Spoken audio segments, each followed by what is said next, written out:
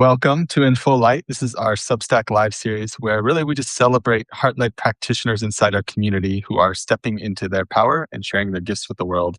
And today we are joined by Joey Clifton. She's a professional certified coach, facilitator, and retreat host with over 15 years of experience. And currently she is guiding experienced and values-driven midlife women working in sustainability and social change to support them in their personal expansion and make the next chapter of their lives the best one yet. So, yeah, thank you, Joey, for joining us. We're really excited to have this conversation with you.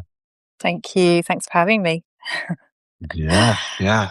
So, really, just to kick off this conversation, I would love just to give you an opportunity just to tell us who you are, what you do, but more importantly, the thing that I feel we're interested in hearing more is what is the deeper calling behind your work that you're choosing to take on at this particular moment in time?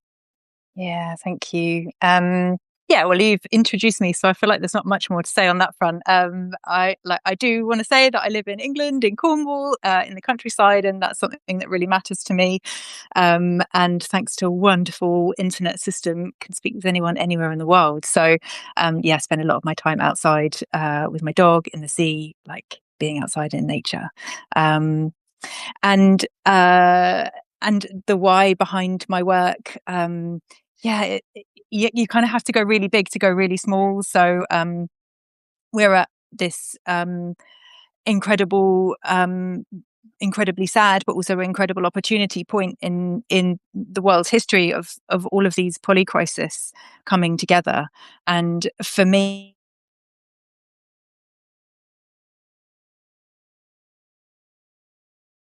Did we lose Joey? I think so. It's all right. We'll give her a moment to come back. Let me go check on her. I think that's it's a first. Sorry for those of you that are watching. We'll hopefully have Joey back here any moment. There she is. Back. The great irony of me saying the fact that I'm like on the internet and how wonderful it is, how hilarious. Sorry about that. So All good. it's a time of polycrisis, and so huge opportunity, right? Like there's an awful lot of problems in the world, and there's an awful lot of brilliant purpose-led people doing brilliant work in the world to solve and find solutions to many of those problems, and those are the people that I really love to work with. And I guess that there's the why is about doing that work with there's a culture around doing that work where it's quite often like work harder, kind of burnout, grind more. Like it's very like it has to be hard, and it is hard. I'm not saying the problems aren't hard; they're awful, so many of them. But approaching the work as if it's hard doesn't make it any easier to solve the problems. So some of the things that I stand for are doing this work with other people, first of all, like not doing it alone, not doing it in isolation, not finding it like not feeling that loneliness around this work is really, really important. But also like finding some joy in it. Like we're human beings, we need joy. And when we approach these hard topics with joy, there is some lightness and some ease that maybe wasn't there otherwise. So that's kind of part of why I do some of the work I do. But the other part is also about helping to people to really feel agency and alignment in the work they do. Particularly with the people that I work with, there's I'm sure we're going to get into this, but there's like a big context, social context around kind of growing up definitely in the UK in like the 70s, 80s, where there was this whole like people being raised in this kind of good girl context, and what that then means for people who are now in their 30s, 40s, 50s, is that we've all been heavily conditioned to show up in a way that's easeful for others and nice and doesn't make too much of a fuss. And what that then also means for our professional form is that it's really hard to stand in our power. It's really, really hard to build boundaries and show up for yourself and know what you want. And so that's a very rambly response to my why, but there's like lots of moving parts in it, which all feels like people doing this work with more ease, with more joy, together, and in their strengths and their alignment. Thank you for that. And I couldn't agree more. And it's part of my why too. Like, it's to build my business from joy and then help people to do the same. And I think at the end of the day, that's kind of why we are here. And even if we're approaching like hard topics or challenges and trying to, I don't know, make this world like a better world, it needs to come from joy, because I don't think a better world will be built from pushing harder anyway. So I could not agree more with you. Would you be able to paint us like the transformation that you create with your clients, like the before and after when people work with you? Yeah. So, just to pick up on your last point, though, I do also really believe that the energy that we approach something with is also the energy that it's imbued with. So, if we like push harder, we're gonna have that same energy in what we create, and that really matters. So, painting the picture. So people might come in my direction feeling really, really burnt out, like frustrated, disillusioned, overwhelmed, feeling alone, and also just feeling really, really stuck in themselves. Like they don't know how to uh, um, connect with their own source of power. It's very individual, this, but my own experience of this, and I know we're going to get onto this later, but is this kind of sense of maybe feeling like stuck in a bit of a straitjacket, or like kind of underwater or something, like not able to fully express.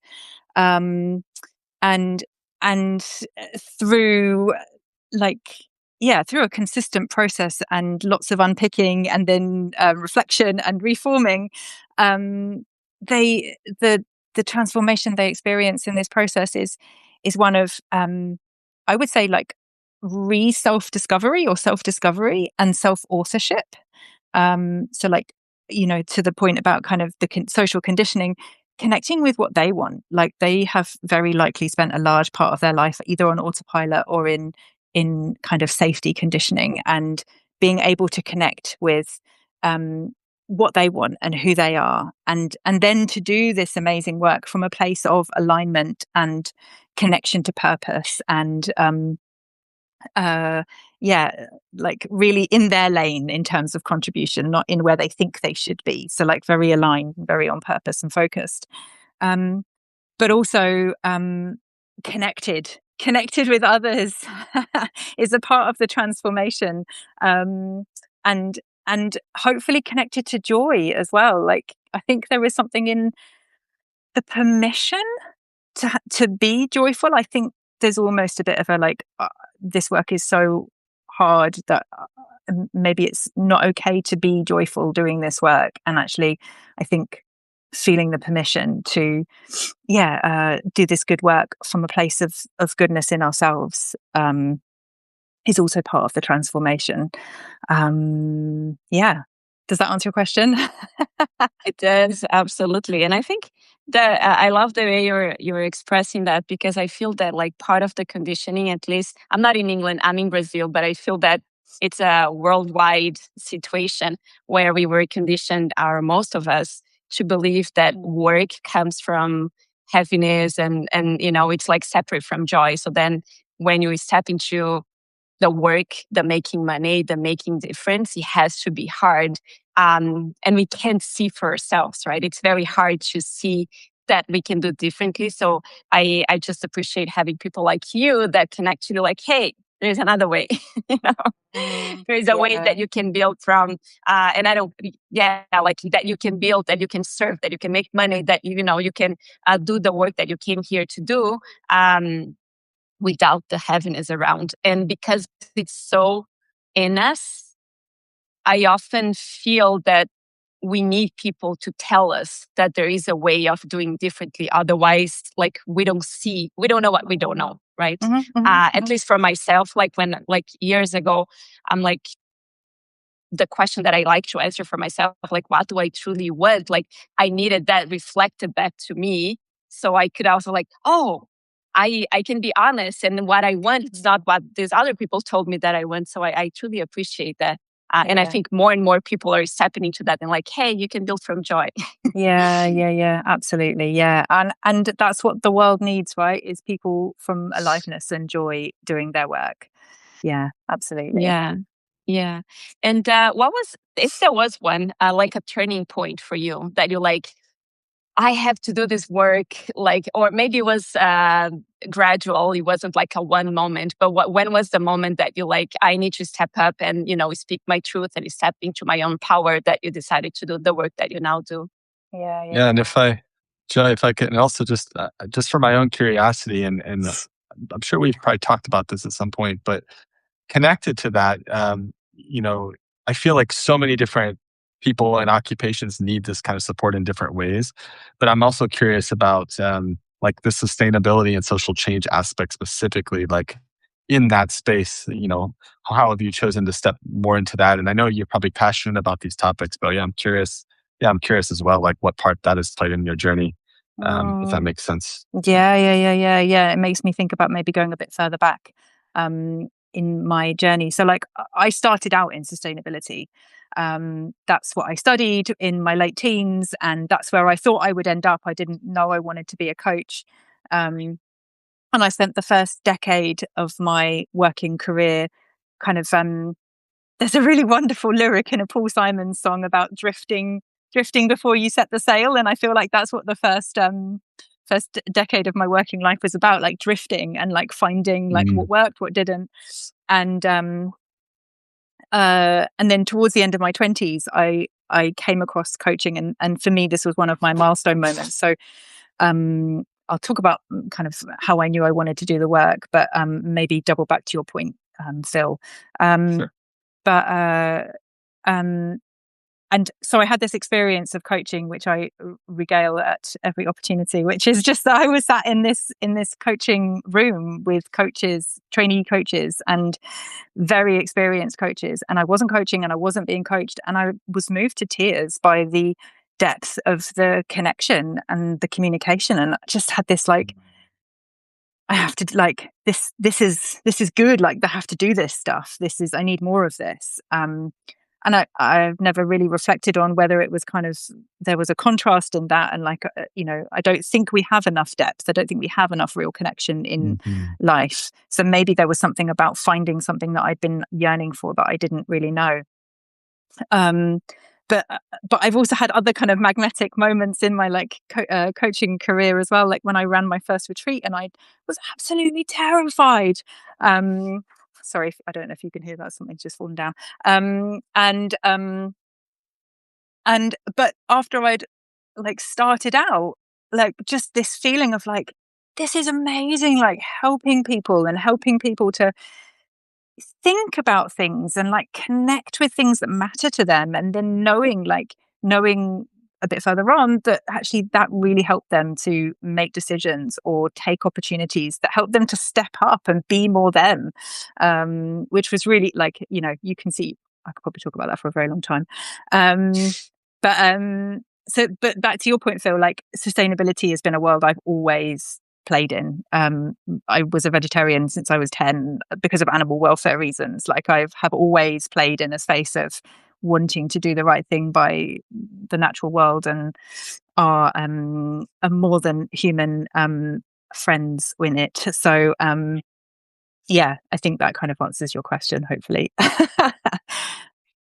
It's also where, like, when you've spent enough time somewhere, it's also where most of your connections live, right? Like, it's also kind of how your community starts to take shape and stuff. So, yeah. Yeah, and it's very cool when you can find that intersection, right, between the topics and the ways of living that you're already passionate about, and then your ability to serve those people in a way that maybe you're uniquely able to, because of your background. And so, yeah, I love all that. And I also love the retreat stuff.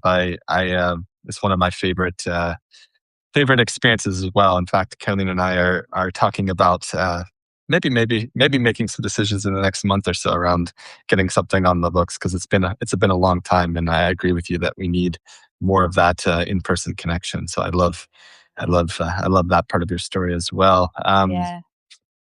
What kind of shifting gears a little bit, just as you know, and it could be something recent. It could, I know you've had a pretty good journey with as being a coach, but like as you've stepped into this work and what you're doing now, what's something that you've kind of used to believe about yourself, or maybe about doing business in general, that you've kind of had to either let go of or change your relationship with in order to kind of stand where you are today? This is such a great question. I feel like you two will particularly appreciate this answer. um, so I actually really used to hate business. Like I really used to hate it, like with venom. I used to feel like it was the root of all evil. And then I started a business, of course, because the universe has all the answers. And I've really had to work on that, because you can work on it on one level, but that doesn't mean that you've like really worked it through your system. And I have had to really work on that, and maybe I still am, I don't know, but I do genuinely believe now that business can be a very, very powerful source of good and positive change. So like that has something that has enormously, like I've done 180 on it in this time. But I did start my business from a place of business is evil, which is kind of hilarious, and maybe goes some way to speaking about the fact that it took me a little while to get going. So, but that's probably like the main thing that I used to believe about myself that I had to let go of. I'm sure there's lots more, but yeah, that's definitely one of the harder and bigger kind of meta topics. So it's so fascinating though that you to hold this belief that business is evil, and then also choose to step into it is really, I'd be curious to hear a little bit more about that, and I'm sure Carolina has some thoughts as well. I'm actually curious, like, do you think, and this is just my thought right now as we're sharing, like how much you hate business, and just before you were sharing how much you're connected with nature, and so in my mind, I was like, well, it makes sense, because it feels to me that a lot of the business that we see out there, they are the ones destroying nature the most too. And there's this capitalism. Do you see any relationship with that? Or, that's just where my mind was going. And then you're kind of like, we just reject business because maybe business is associated with, destruction, disrespect with nature, disrespect with earth, and all of that. Yeah, no, you're absolutely right. That was a big part of it. And in my like early years, I would say I was, quite heavily into activism. I did work for Greenpeace, and the organizations that they work against are enormous corporations that have often very negative impacts on the world. So like I think that's a really well connected piece of information. And it it's a great example of things can be true and they can also not be true at the same time, right? Like, yes, that is true. Like lots of companies do have a really negative impact, and also business can be a profound source of good, all at the same time. Yeah, and so like if you go back, if you can remember, it might be difficult, but because I think this could be helpful for folks that might be listening, like when you I've seen you've come such an enormous way in how you're showing up now in your business. But if you could take yourself back to that beginning when you were holding that strong belief that business is evil, like I'm just curious, like how did you have a coach, or did you coach yourself? Like how did you get yourself to the starting line and allow yourself to step into that space holding that? I'm just curious how that, if you can remember, like what that negotiation was like, or how you related at that time. So I made a series of life choices all at the same time that sort of didn't force my hand, but I sort of forced my own hand around starting a coaching business. So I trained to be a coach while I was still living in London, and then I moved 400 miles to very rural Cornwall to be with my now husband, and started a coaching business at the same time. And part of the kind of the forcing of the hand bit was there isn't a huge amount of opportunity around here, and I knew I wanted to be a coach, and the way that most coaches start out is by starting their own business. So I sort of made my own bed. and I actually, with hindsight, I think that like quite a lot of the time these things happen because they're meant to, and because we're meant to go on these journeys and we're meant to learn these things. So for me, like, there was a lot that was very uncomfortable about that point in my life. But in hindsight, I can see there was also a huge amount of transformation and learning that was necessitated or needed, and that's kind of why those things unraveled in that way or formed in that way. Yeah. I don't know that gives anyone else anything else, but I think it does. And it's for me, it's like it's really awesome to see how life is perfect, right? Like you hold this belief here about business, and then you meet someone and you want to be with that person that makes you move to a place where there's no other option besides creating your business and then reframing your own beliefs about the thing that you rejected, so you can actually bring like a new perspective to that, different from the one that so there's nothing wrong with business itself, but you can create your own way of doing business, and that's like what you did. So I just find fascinating to see like life putting all together. So yeah, I agree. It's so thick you can't see the stepping stones in advance, can you? But when you look back, the thread is there. Like it all makes sense if you wanted to. Yeah. Yes. Another question on that, like a lot of people is stepping into this work of sharing from the heart. They struggle with like being seen. So was that a thing for you? Is that a thing for you? It has shifted. So if you can share a little more about that. Yeah, I mean, I'm smiling because it's like one of the biggest things, and it totally relates to what we were talking about earlier around social context, right? Like the thing that I work with my clients on, the things that I work with my clients on are quite often the things that I've experienced myself, so visibility, like been such a struggle, and like I think I've been kind of working on it a little bit for a very long time, and then more recently very consciously. And I think the thing that shifted it the most for me has been like the consistency of looking at it and looking at it and looking at it, and like a bit like if you've got an object and you're looking at it from like all angles. It's felt a little bit like that. You just keep coming back to this thing of like, does this make sense? How does this work? Why is this here? Like, and so what I would say now around my journey with, well, maybe I can also say a bit more about what invisibility looked like for me was just this kind of avoiding opportunities to be seen, not going on social media, not and making up lots of very reasonable stories about why that was okay, and not putting myself forward for opportunities, not speaking up, not like difficulties in lots of spaces, which we can totally unpack. But what I would say now is here, having kind of done this like endless like mosquitoing at this like one object, is that I just feel this sense of ease or like carelessness. Like I mean that in a good way. Like I'm here to be seen, man. Like we're all here to be seen, and and I'm not going to be for everyone. Like, and I kind of feel okay about that. Like, it's not.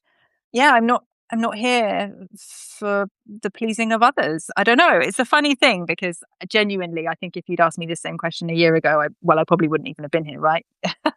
You guys know that. You would not even accept the invitation. I wouldn't have accepted the invitation. You would have had a perfectly reasonable excuse.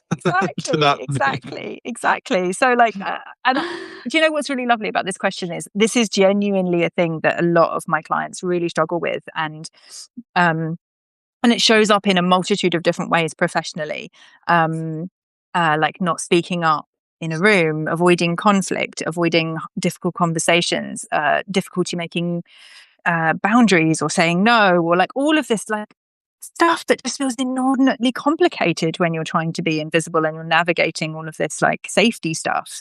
And then when you start to unpick all of that, there's just this level of ease, like it's a melting away, is my experience.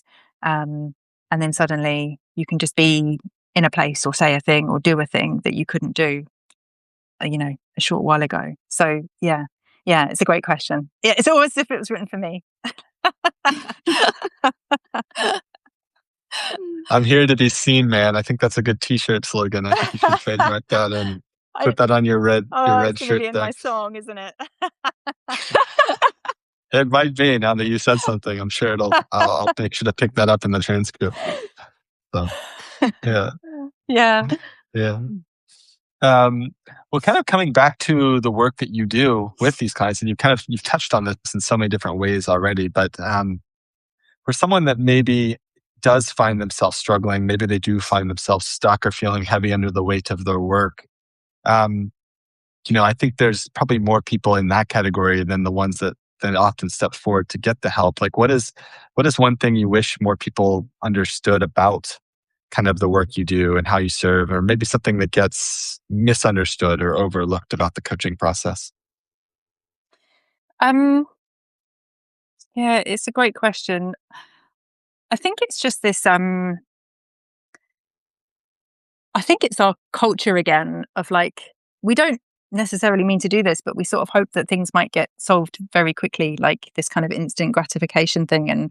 And we want these problems to kind of go, not that they're problems, but we want them to go away and overnight, ideally. And and honestly, it's just that the change process takes time. Like, we are always evolving, aren't we? Like, there is no done, there's no destination. It's just like a chapter to a chapter to a chapter. And so for me, the process I work through with people is longer because it involves in reflection, like a process of reflection, insight, action, rinse and repeat, right? Like, you have to keep doing it to peel the layers back, to rebuild the layers. And that takes time. And it's not, yeah, it takes intention as well. So I'd say that was probably the main thing that gets overlooked. Maybe. I'm not sure if there's anything Mhm. else. Yeah, I see that, and I like to relate to transformation, like, and I kind of like say that about the work that I do. I'm like, it's kind of like taking a shower, right? Like, you don't take a shower once and then we're done for life. You keep like showering every day, and like Yeah, the that's rinse and nice. repeat thing. So like transformation is a practice. It's like it's not a one time done thing.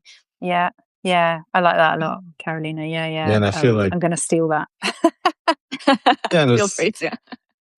and it's interesting. It's being patient with yourself because I've experienced that for myself with some of my health goals. I've been working on Yeah. fitness goals, and it's almost like when you step up to the plate, so to speak, and maybe and it doesn't have to be investing to work with someone. In my case, it was working with a trainer. It's almost like you've been waiting so long, maybe to get the courage or get the momentum to step onto the field of play in a way, if we use that analogy. But then, yeah, it's like, okay, and now I want it because I'm here in my mind. But it's almost like that's where the real work kind of starts, and that's been my experience in some cases.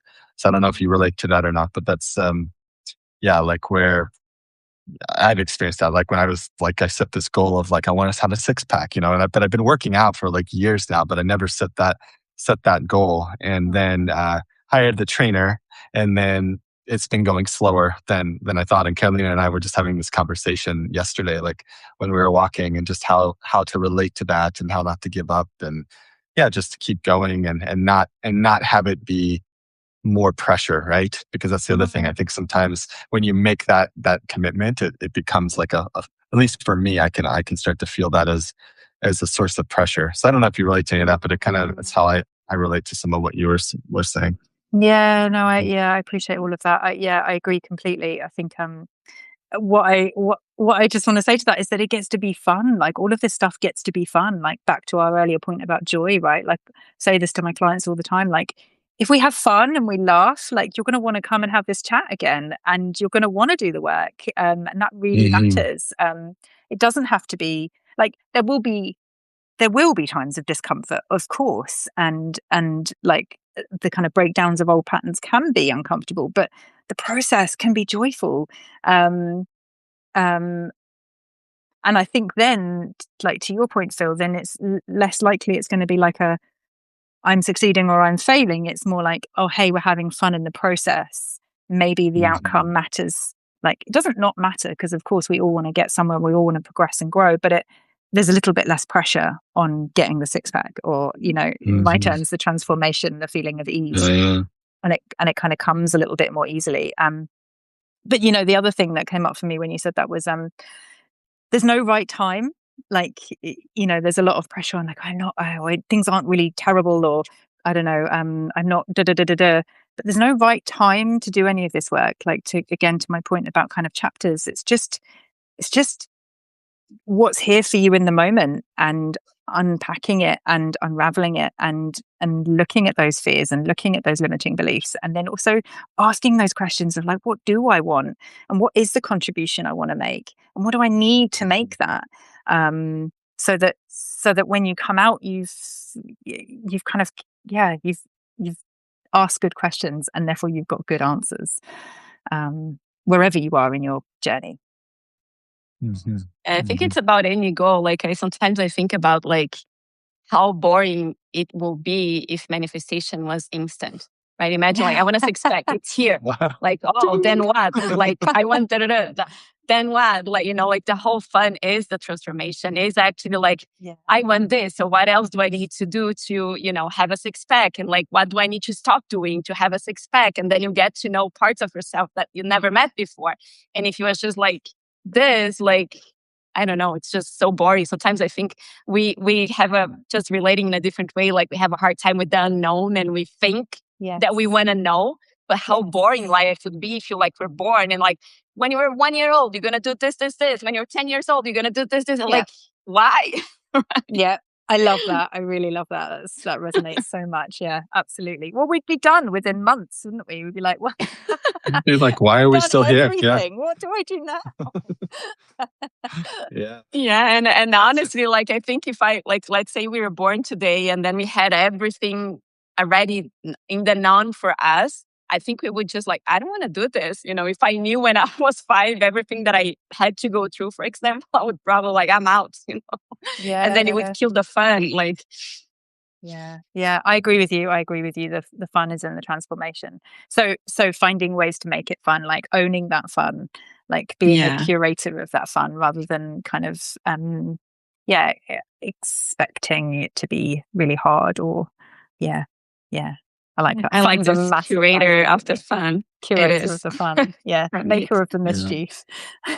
Yeah.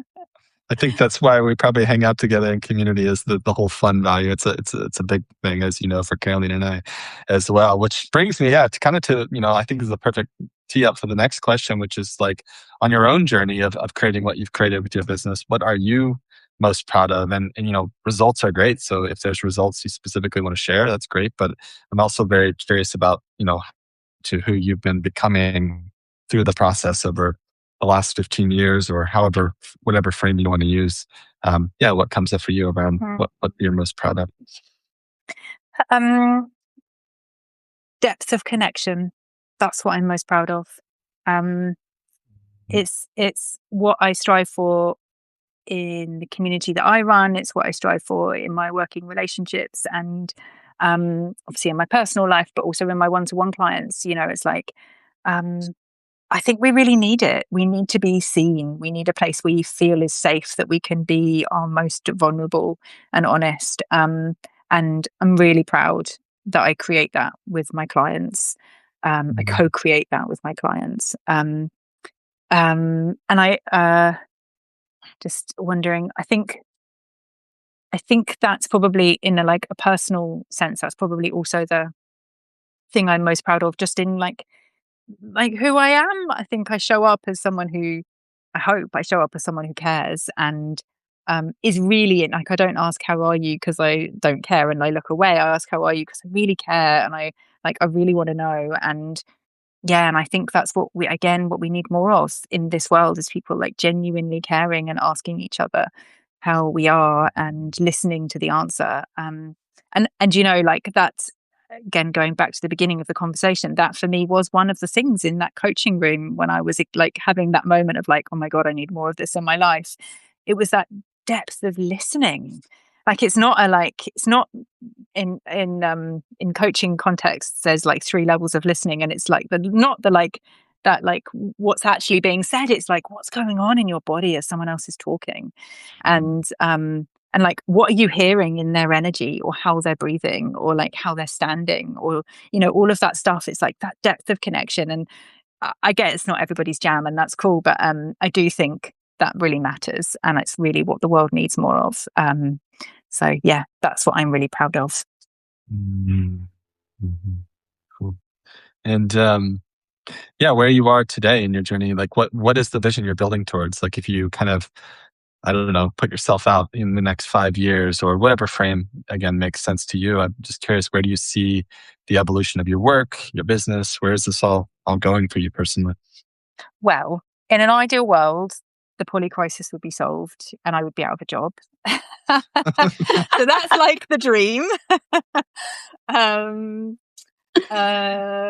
Scaling back from that a little bit, yeah, I mean, I really want to help people show up as themselves and step into, you know, again, for the people that I work with, really like find that inner alignment, that inner purpose, and stand taller in themselves, not be that kind of constrained, um, kind of submerged version of themselves, because they deserve that. And I know how uncomfortable that is, and it's Mm. not fun. Like when you have such a strong yearning towards making a difference and being purposeful, like that kind of self-restraint actually feels really, it feels awful.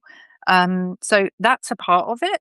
But the other part is like, we get to do this good work together, like not individually in our own little silos, never talking to each other, or, you know, we get to do it together, having fun, um, uh, like thinking about ourselves as an ecosystem of change makers, and like mutually raising each other up, and like the joy and the resilience in that. Like I was talking to somebody the other day about resilience, is a like resilience on an individual level is actually a bit of a mirage. Like it's not a thing. We're not like, in nature nothing exists on its own. Like we're human beings, we're part of ecosystems. We're not resilient on our own, we're resilient with each other. So there's also something about like just being a stand for doing this work differently, with fun and with each other. And that's what I'd love it. And then I think we'll contribute more, and we'll do more good, and it'll be more fun. And the future that we're creating will have that joy imbued into it as well, which really matters. And the togetherness as well, right? So yeah, that's the vision. I don't think I've missed anything. And how is that? How is that currently like taking shape for you? So I know you work with people individually. I know you have a community, which I'd love to hear a little bit more about if you'd be willing to share. And then, any more events on the horizon? Like I know that's, as we talked about earlier, that's been a big thing in your past. I'm just curious, if there's any of those things on the horizon for you. Yes. Thank you. So one-to-one work is ongoing, and I'd love to share a link at the end of this that people can find me if they want to find out more. But essentially it's a 6-month transformation process where you do what we've talked about today. You know, it's unpacking, unlayering the onion, reflecting, finding insights, and moving forward to this space of alignment and purpose.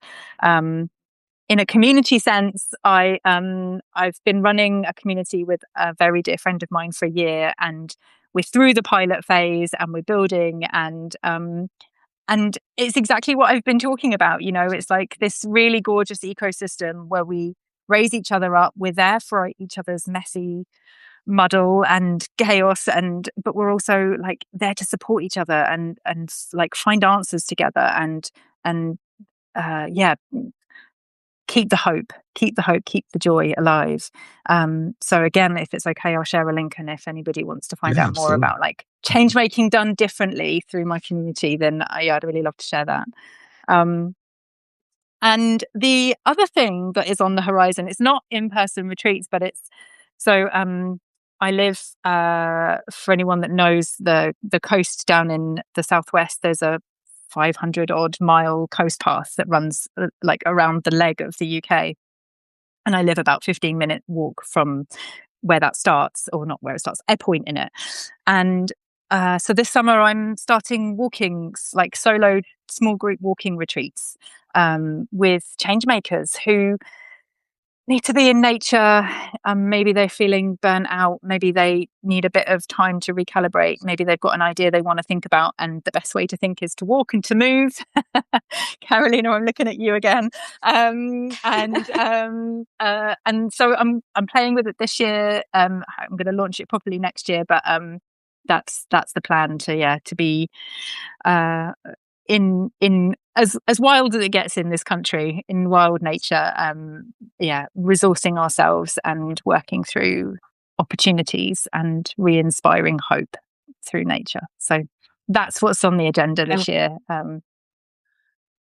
Yeah, I love that, because I read that on your Substack, that you made a note about walking, and I love that. And I think it's I was just writing an essay for tomorrow, and a lot of the insights that we get and a lot of clarity that we get never happens on a work session sitting side by side. It's always I could say 100% of the time it is walking.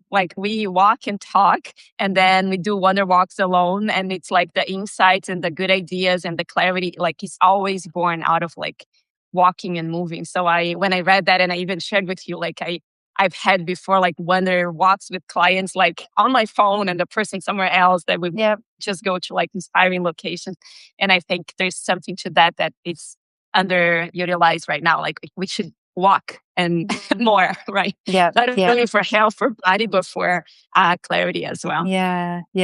Well, there was a session that you gave a while ago as well about the densities of our being that really stuck with me, about how the thoughts and the movement together is a really powerful thing to put together. And humans have been doing it unknowingly forever. Yes. And but the other piece there's two other pieces in this that really matter to me, and one is being together. In-person stuff. The more techie we become, the more important it is that we get together and we share food and we light fires and we sit with each other. And the other part is being in nature. Nature is so healing. Nature really it is even in our world right now, it's an incredible abundance, and it gives us so much. So putting those three ingredients together feels really exciting to me. And I'll keep you posted. Yeah, it's so cool. And it's and I am not anti-AI by any means. I use it quite extensively, but I do feel from a balance perspective, we are often so, too quick to just jump to that loop of feeding the machine and and having that go round and round with us. Whereas, if we were to pause and then go take the walk, go in nature, reconnect with ourselves, noodle on it a little bit, see what kicks around there, and then come back to using the tools that we have available to us. I think the answers will be almost so much better every time. So I love that, and I think it's going to become more and more needed. So it's really, really cool. So just to kind of close, I know we're kind of coming up on time here. Definitely share those links with us. We'll make sure we get them from you. We'll include them in the recap. But if anyone just wants to kind of follow along, I know your Substack's pretty much your main home these days, right? Yes. Yeah, Substack is my main home these days. Yeah. You can find me on LinkedIn, but I don't hang out there quite so much. So please connect. I'd love that. That would be great. Yeah, that's why one of the reasons I love these interviews, because usually, if you do an interview off platform or something, you're gonna be like, oh, where can you find you? So usually it's if we're here on Substack having these conversations, this is where you can find people, and it's just such a better experience. So we'll definitely make sure people find here on Substack. Is there anything else you'd want to share in terms of someone wants to explore your work more closely? Any first steps or suggestions? No, but I want to give you guys a shout out. Can I do that? Please do. We will receive. Yeah, anything you want to put our way. I'll share all the links to my work, but for anyone watching that needs kind of business specific support, I have been a part of the Sacred Growth Club for more than a year and a half, and it's been a game changer for me. So if you're in doubt, these two people are your people. That's all I can say. Thank you, Jo. Thank you. Thanks for giving me this opportunity. Yeah. I appreciate it. Yeah, you're welcome. And we'll be sharing this recap, so we'll share it with you as well in case there's anyone you want to share it with. And Yeah, I know the theme for our song now, so I wish I had time. I have a few more, Oh, I have man. a few more things I have to do before I get to working on that, but I know exactly where I'm going with it now. So thank you for making sure that didn't slip my mind. Oh, And no. That's yeah, gonna be cringe, Bill. yeah. Oh, it's gonna be so good. So yeah, Oh, thank you so much for spending your time here with us. And yeah, we'll look forward to seeing you again very soon. Thank And you. thank you And for anyone who's thanks able to join everyone us for live. watching. Bye-bye. Yeah. Bye for now. Bye.